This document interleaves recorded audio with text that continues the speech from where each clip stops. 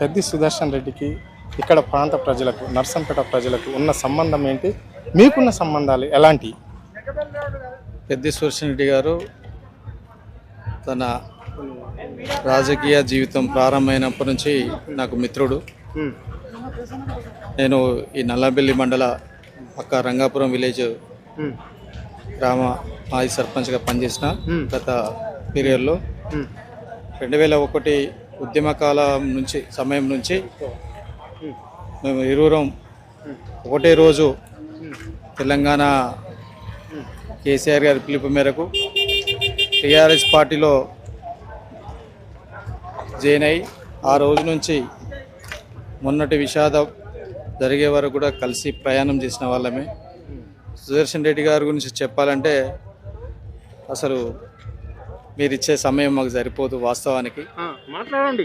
ఏదైతే ఆయన ఈ పోరాట పటిమను ఎన్నుకున్నప్పటి నుంచి ప్రజల పక్షాన నిలబడి నిస్వార్థంగా ఎలాంటి వాటికి లోనవ్వకుండా తెలంగాణ ఉద్యమంలో ఎన్ని ఆటంకాలు వచ్చినా ఎన్ని సమస్యలు వచ్చినా కేసీఆర్ గారు ఇచ్చిన బాధ్యతను నెరవేరుస్తూ ఆ రోజు యువకులలో ఇద్దరు వినయ్ భాస్కర్ గారును పెద్ది సుదర్శన్ రెడ్డి గారు, పెద్ది సుదర్శన్ రెడ్డి గారికో జిల్లా బాధ్యతలు, వినయ్ భాస్కర్ గారికో పట్టణ బాధ్యతలు ఇచ్చినప్పటి నుండి మడమ తిప్పకుండా ఉద్యమ కాలంలో జరిగిన అనేక ఆటుపోట్లను ఎదుర్కొంటూ కొనసాగుతూ వచ్చిండు. ప్రజల పక్షాన నిలబడ్డ వ్యక్తి, ప్రజల కోసమే బతికిన వ్యక్తి. తనకంటూ కుటుంబాన్ని అంతా కూడా దాదాపుగా కుటుంబం కోసం ఆలోచించలే ఆయన. ఇక్కడ జరిగిన పోరాటాలలో కానీ నల్లబెల్లి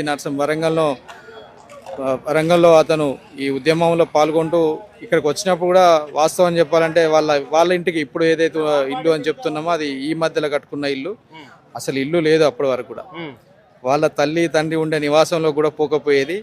వాళ్ళకు సంబంధించిన బంధువు సుదర్శన్ రెడ్డి అని ఒక రిటైర్డ్ ఎంప్లాయీ ఉండే, వాళ్ళ ఇంటికే వచ్చి అక్కడనే సమావేశాలు నిర్వహించి అక్కడనే ఈ తనకు సంబంధించినంత మటుకు, మాకు సంబంధించినంత మటుకు, తెలంగాణ పోరాటానికి సంబంధించినంత మటుకు ఆయన ఏదైతే మాకు చెప్పదలుచుకుంటే ఆ ప్రాంతంలోనే మాకు మీటింగ్ అరేంజ్ చేసి మాకు చెప్పి ఈ ఉద్యమంలో కొనసాగడానికి అనేక రకాలుగా మీటింగ్లు అరేంజ్ చేసి చేయడం జరిగింది. మీకు మంచి ఆత్మీయుడు అని చెప్తున్నారు సర్పంచ్ సాబ్, కానీ మరి ఆయన బ్యాక్గ్రౌండ్ ఏంటి? ఆయన కుటుంబం బ్యాక్గ్రౌండ్ ఏంటి? ఎంతమంది అన్నదమ్ములు? ఆయన పరిస్థితి ఏంటి?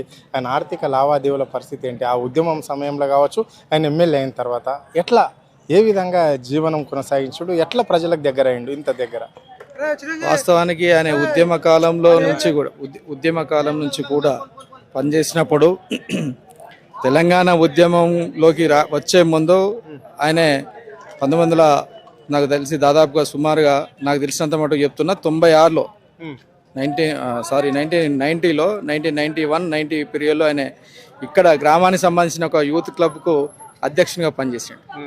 ఆ తర్వాత 1994లో బసవరాజు సారయ్య గారికి నర్సంపేట నియోజకవర్గంలో సీట్ ఇచ్చినప్పుడు, ఇక్కడ ఎమ్మెల్యే సీట్ ఇచ్చినప్పుడు ఆయన తరఫున ఇక్కడ నుంచి యాక్టివ్గా పనిచేసిన మొదటి వ్యక్తిగా నర్సంపేటలో కానీ నల్లబెల్లి ప్రాంతంలో యాక్టివ్గా పనిచేసిన మొదటి వ్యక్తిగా తన ప్రయాణం అక్కడ నుంచి అందరికీ గుర్తింపు వచ్చేటట్టు, రాజకీయంగా గుర్తింపు వచ్చే పరిస్థితులలో నల్లబెల్లిలో ఆయన ప్రచారం చేసే క్రమంలో కొన్ని రాజకీయ ఆటుపోట్లు వచ్చినప్పుడు ఆ రోజుల్లోనే ఆయనకు అప్పుడున్న ప్రభుత్వం, అప్పుడున్న బసవరాజు సారయ్య గారి ద్వారా ఆయనకు గన్మెన్ ఇవ్వడం కూడా జరిగింది.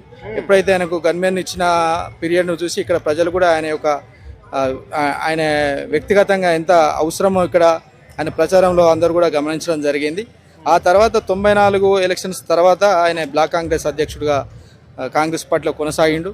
2001 వరకు కూడా బ్లాక్ కాంగ్రెస్ అధ్యక్షుడిగా నర్సంపేటలో కొనసాగుతూ ఉండగానే తెలంగాణ రాష్ట్ర కోరిక మేరకు, రాష్ట్రం ఏర్పడాలనే ఆకాంక్ష మేరకు ఇక్కడున్న యువత, ఇక్కడున్న రాజకీయ నాయకులు అందరూ కలిసి ఈయన నాయకత్వాన్ని కావాలని కోరుకున్న సందర్భంలో ఆ రోజులో 2001లో కరీంనగర్ అయిపోయినాక వరంగల్ మీటింగ్ అయిపోయిన తర్వాత గౌరవనీయులు బియ్యాల జనార్దన్ రావు గారు ఈ నల్లబెల్లికి రావడం, నల్లబెల్లిలో పెద్ద మీటింగ్ అరేంజ్ చేయడం, ఆ మీటింగ్లో సుదర్శన్ రెడ్డి గారు తర్వాత మిగతా కాంగ్రెస్ నాయకత్వంతో కూడా ఆ మీటింగ్లో హెల్డ్ కావడం, ఆ రోజు ఉండడం జరిగింది. తద్వారా ఆయన ఏదైతే బియ్యాల జనార్దన్ రావు గారు సుదీర్ఘంగా ఒక 3 గంటలు అసలు తెలంగాణ ఎందుకు మనకు కావాలి, దేనికో ఏ అవసరాలకు మనం తెలంగాణ కావాలంటాను, మన తెలంగాణ ఆ రోజు విలీనం ఏ సందర్భంగా జరిగింది, ఏ కారణాలతోటి మనం ఈ రోజు ఈ విధమైన బతుకులు కొనసాగిస్తున్నామని ఆయన చెప్పిన ప్రేరణ అనేది చాలా ఆయన జీవితంలో తెలంగాణ రాష్ట్రం కోసం పోరాడాలనే ఆలోచన రావడం, అదే రోజు కాకుండా నెక్స్ట్ టైం మొత్తం ఇక్కడ ఉన్న కాంగ్రెస్ సంబంధించిన నాయకత్వంతో మీటింగ్ పెట్టి మూకుమ్మడిగా నల్లబెల్లిలో ఒక కాంగ్రెస్ కార్యకర్త కూడా లేకుండా మూకుమ్మడిగా అందరినీ తీసుకొని వచ్చి ఆనాడు తెలంగాణ రాష్ట్ర సమితిలో జాయిన్ అవడం జరిగింది. ఆ జాయిన్ కాగానే ఆయన ఆస్తిపరుడు కాదు, వాస్తవానికి ఇందాక మీరు అన్నట్టుగా ఆయనకు ఎలాంటి ఆర్థిక లావాదేవీలు ఉన్న వ్యక్తి కాదు. కేవలం ఒక ట్రాక్టర్ డ్రైవర్గా జీవితాన్ని కొనసాగించి ఆ తర్వాత ఒక ఎల్ఐసి ఏజెంట్గా కొద్ది రోజులు నడిచి ఆ తర్వాత క్రమక్రమంగా రాజకీయాలకు సన్నిహితం అవుతూ వచ్చిన వ్యక్తి. కేవలం ఆయన ఉమ్మడి ఆస్తులకి వెళ్ళి కేవలం ఒక 2 ఎకరాల భూమికి ఓనర్గానే బతికిండు. ఇప్పుడు కూడా ఆ 2 ఎకరాల ఓనర్గానే చనిపోయిండు.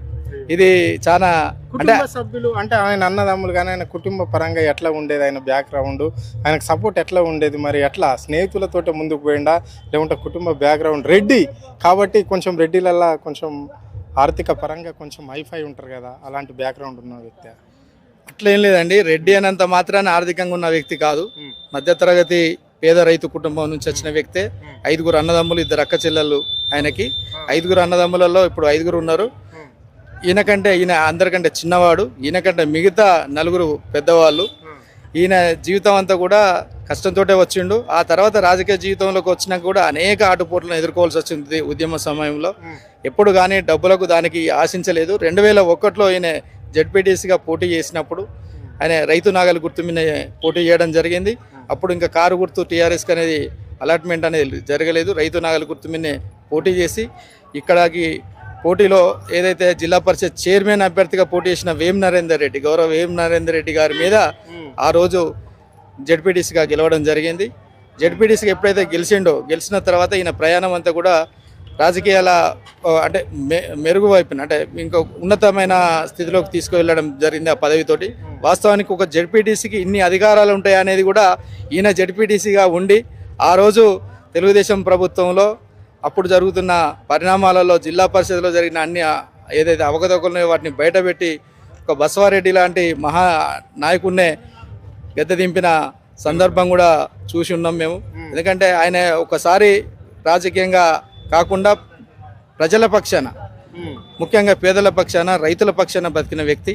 ఆ రోజు బసవారెడ్డి గారిని అక్కడ జరిగే లోటుపాట్లన్నీ కూడా బయట పెట్టిన వ్యక్తి ఈయనే. అప్పుడు స్టాండింగ్ కమిటీ చైర్మన్